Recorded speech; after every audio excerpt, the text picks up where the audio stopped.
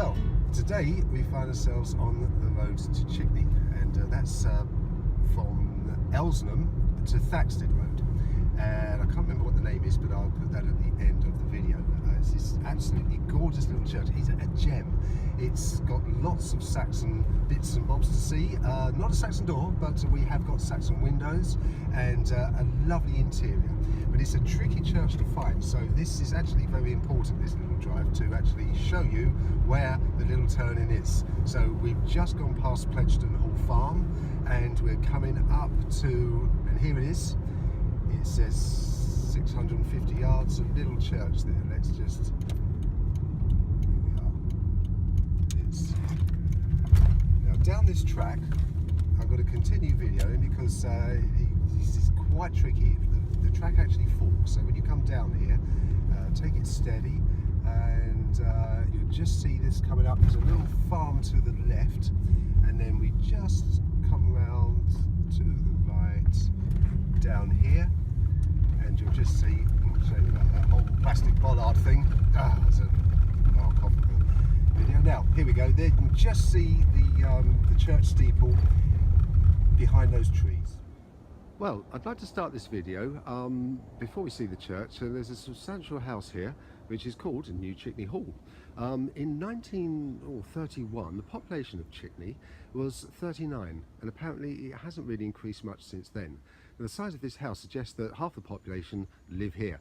Right, so let's just take a little walk round to the church entrance. We can just see through the trees there a very humble little porch.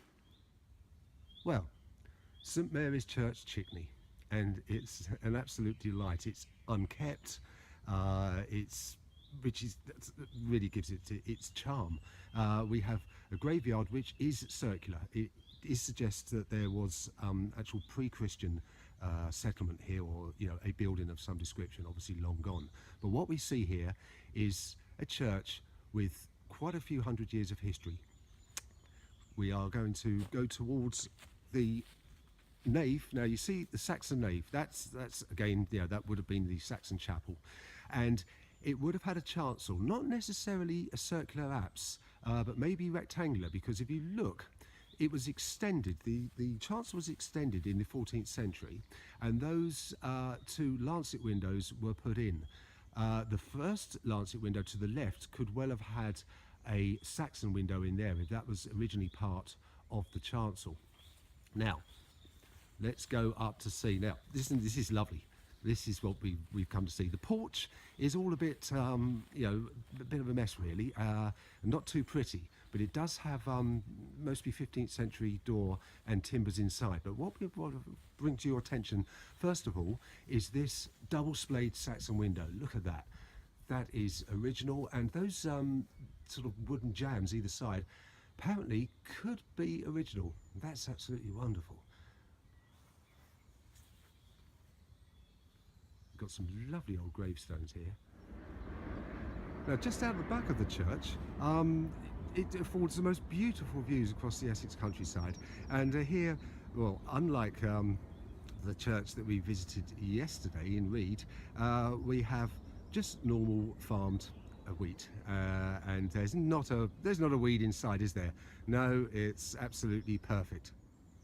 Well, this is the north side of the church, and you can see the lancet windows put into the extended chancel, and also a lovely 14th century door over there, and medieval window, and just above, and we'll get to that and have a closer detail in a minute, another Saxon window which is directly opposite the south one that we just looked at.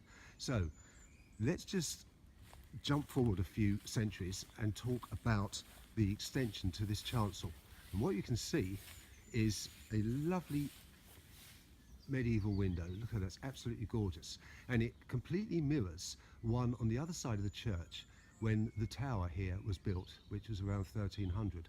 So this window in the nave would have replaced a Saxon one, and just a little bit of closer detail as we walk round to the tower, there's that humble little medieval door. Isn't that gorgeous?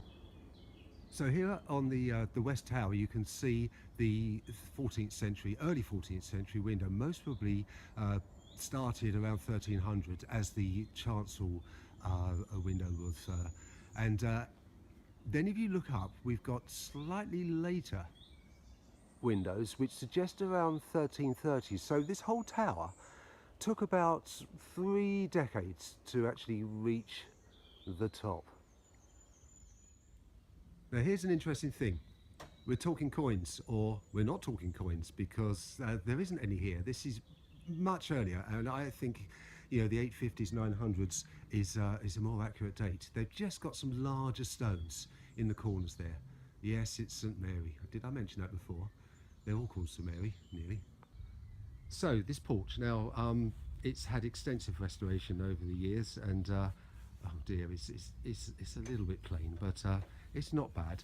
Let's just have a look inside. Now, apparently the this doorway, which is 13th, 14th century, still has these lovely old timbers going around the arch. You see that?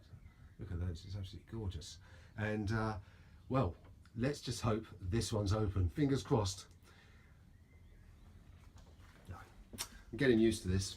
Those old medievalists, they I mean, you think automatic doors are something of the 21st century. Oh no, what have we got in here? Well, there is the inside of the door from the south wall, which is that 14th century humble little doorway.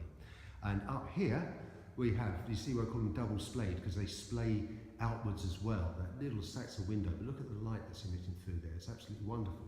And in fact, going across to the other side, that's the one we just saw from outside. They're absolutely lovely. So what else do we have in here? It's very dark.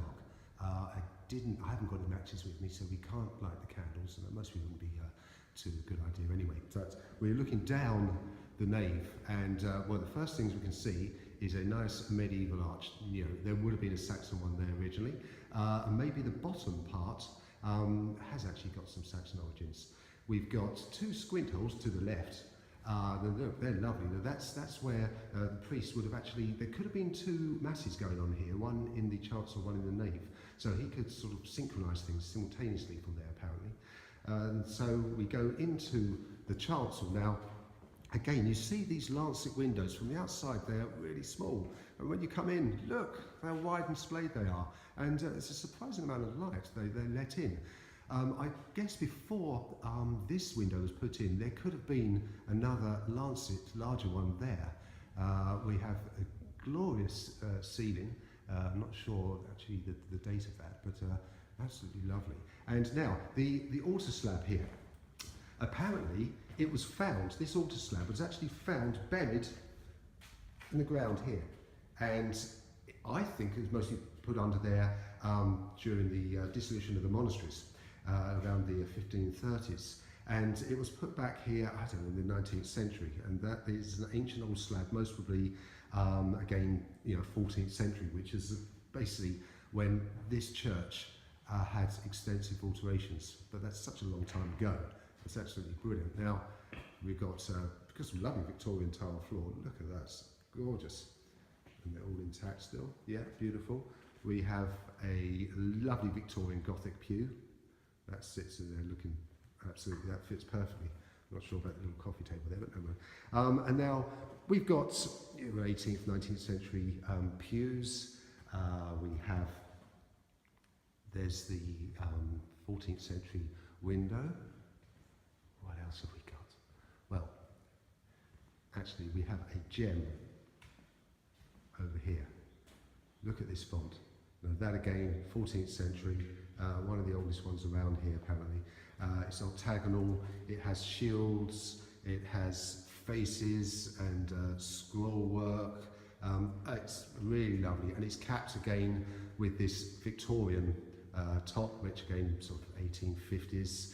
Oh dear, it doesn't get any better. What have we got here? Well, we've got a little stained glass window, and even on a dull day like this, look at that, that's absolutely beautiful. And a medieval aluminium ladder going up to the bells. Apparently there's 3 bells up there of periods from 15th and 16th. And I think there's only a 14th century one as well. What a little gem. It's so peaceful. Now we've got these lovely old tie beams. Look at those. Again, I think they are 14th century, and holding up king posts, crown posts. Oh dear. it's just an absolute treat. Well, I've just popped a little pound in the box because it's absolutely a world of cause. So let's say goodbye to dear old St Mary's. It's absolutely glorious.